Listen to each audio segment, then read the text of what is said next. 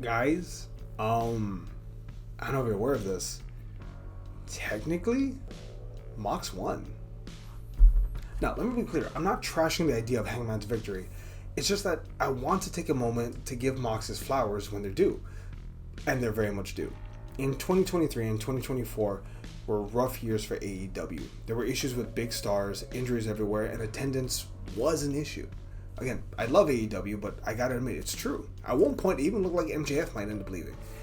There was just fucking problems everywhere.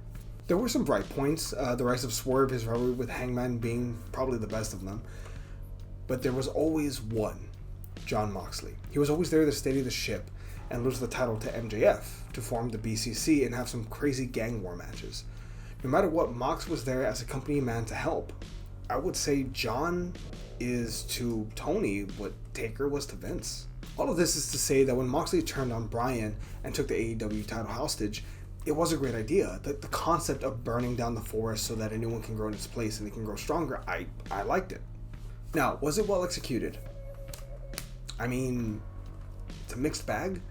Like, I like it, but I'm also aware that I am a bit of an AEW mark, and I've been cheering them on ever since, because it's clear that they were at a low point. Every odd venue with a hyped crowd atmosphere, loved it. Every match booked and character swap, I could get into it. Every show milestone, I've been proud of them, but none of it would have been possible without the right villain. Mox held the title hostage, but with the same lame, run-in, dusty finish, over and over and over, and don't get me wrong, it could have been better. Go check out my video on rebooking Moxley's title run. It's good. I know, shameless plug, but I'm actually proud of that video. But at All In 2025, in the aftermath, there is a consensus online that the feeling is back in AEW. They have successfully turned the ship with a champion that people love. Damn near positive acclaim, overall reaction for a great show with a lot of memorable matches. Good beat evil, but it was only possible because Jon Moxley was willing to be the villain that we needed. Granted, it may have meant damaging his character on some level because, he had been culminating it for the last 5 years of being an unstoppable badass. But it may have been worth it, especially for what we're having now. All this good news in combination with WWE sort of punking out the fans with Phil in Saudi Arabia instead of Money in the Bank, Cena's run being frankly not good, price gouging their fans, a spite-filled Evolution 2, Goldberg's bad send-off, too many shows and too many ads, just maybe it's the right time to be an AEW fan. And just to drive a point home, in the Dynamite after All In, Mox was still there. And just to drive the point home, in the Dynamite after All In, Mox was still there.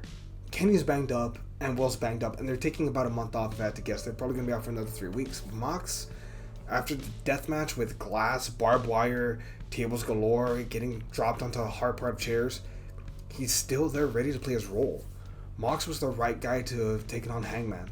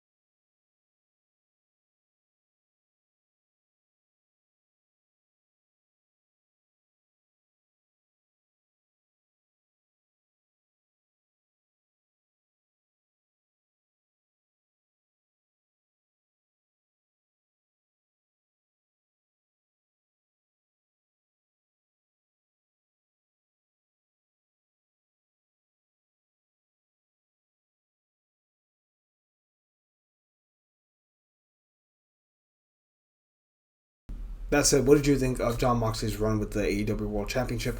Does he deserve praise? I'm gonna say yes, but you tell me down below. Yeah, catch y'all next time. See everybody.